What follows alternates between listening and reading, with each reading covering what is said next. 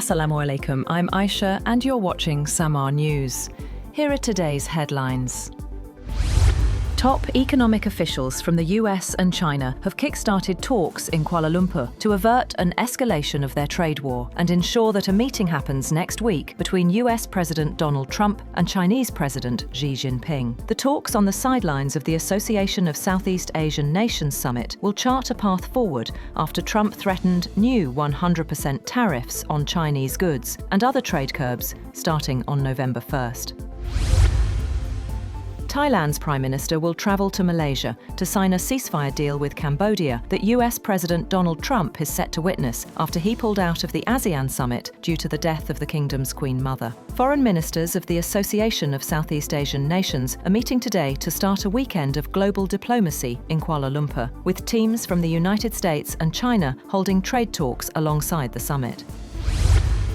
The US has imposed sanctions on Colombian President Gustavo Petro as President Donald Trump sharply escalated a feud with Washington's longtime Latin American ally over accusations that Petro has refused to stop the flow of cocaine into the United States.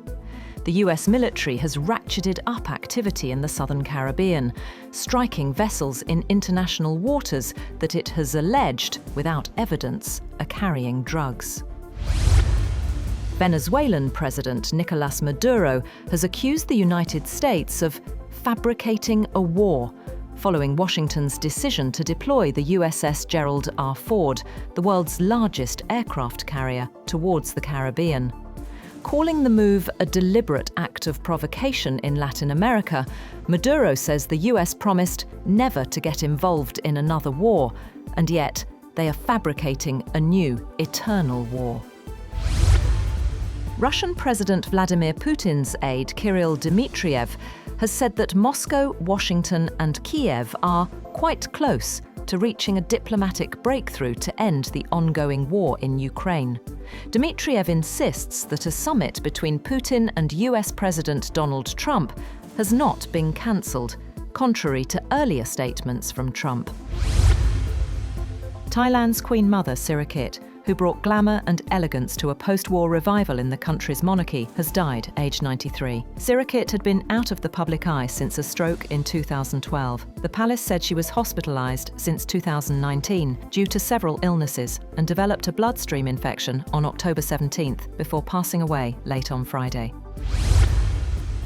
Pakistan International Airlines has officially resumed its flight operations to the United Kingdom after a 5-year suspension. The inaugural flight from Islamabad to Manchester was launched in a special ceremony, where Aviation Minister Khawaja Asif was the chief guest, signalling what he called the beginning of a new chapter in the history of PIA. The minister said this achievement was the result of the current government's correct priorities and continuous hard work.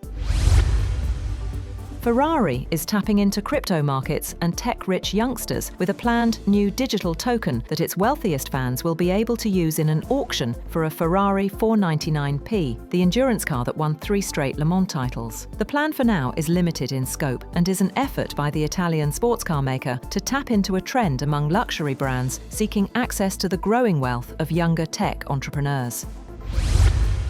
That's all for now. For more updates, visit www.samaa.tv. Thank you for watching Samaa News.